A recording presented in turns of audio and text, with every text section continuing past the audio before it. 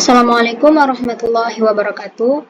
Perkenalkan, nama saya Tahira Rizka dengan NPM 23081070124. Nah, pada video ini saya akan menjelaskan proses pengerjaan tugas klasifikasi menggunakan algoritma supervector machine atau SVM dengan menggunakan dataset yang diambil dari UCI Machine Learning Repository, yaitu dataset OneDROM.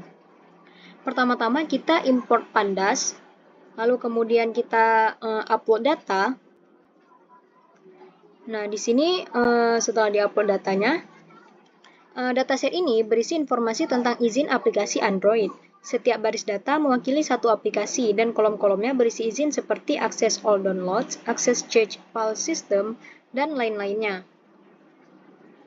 Kemudian, pada kolom terakhir yang bernama label, ini menunjukkan apakah aplikasi tersebut termasuk malware atau goodware.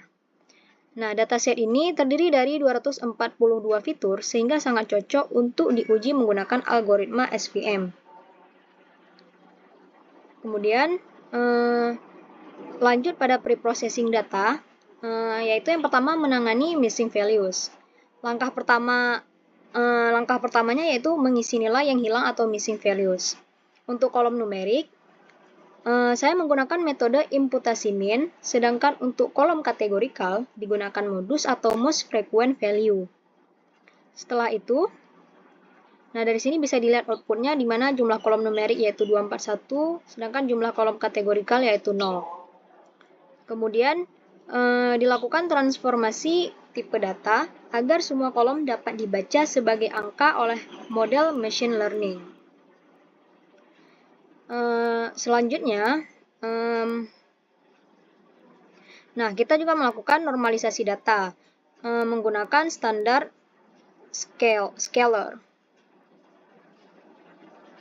agar setiap fitur memiliki skala yang seragam sehingga model SVM tidak berat sebelah pada fitur dengan nilai besar.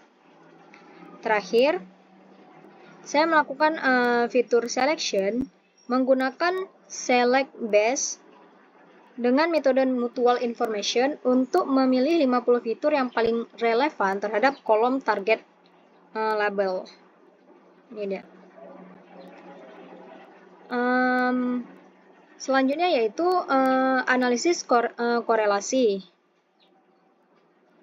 Nah, korelasi dihitung menggunakan fungsi .core dan divisualisasikan dengan heatmap. Ini contoh visualisasi yang dihasilkan. Dari heatmap ini dapat dilihat bahwa mayoritas fitur memiliki korelasi yang rendah satu sama lain, yang berarti setiap fitur memberikan informasi unik dan tidak saling bertumpang tindih. Hanya sedikit fitur yang memiliki korelasi tinggi di atas 0,8. Namun jumlahnya kecil sehingga tidak mengganggu proses klasifikasi. Kemudian ada klasifikasi dengan SVM.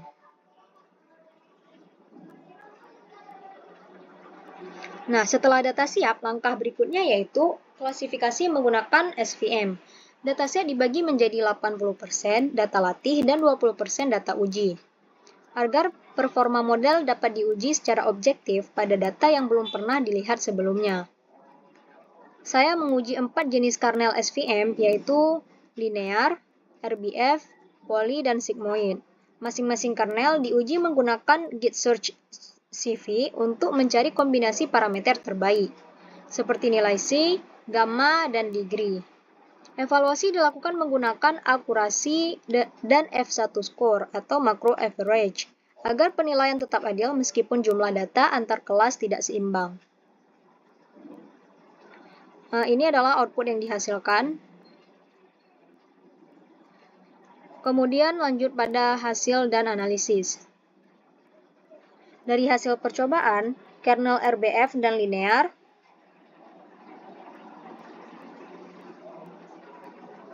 memberikan performa terbaik dengan nilai akurasi dan F1 score tertinggi. Dapat dilihat di sini. Ini linear dan yang ini RBF.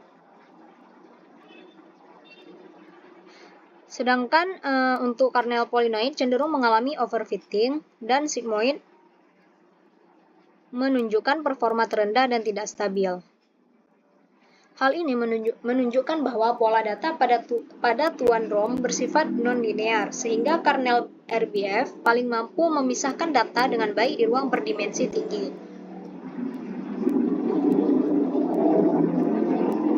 Nah, masuk pada kesimpulan akhir.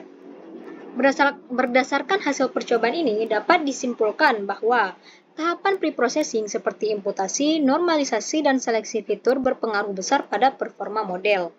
Analisis korelasi menunjukkan bahwa fitur-fitur dalam dataset cukup independen satu sama lain.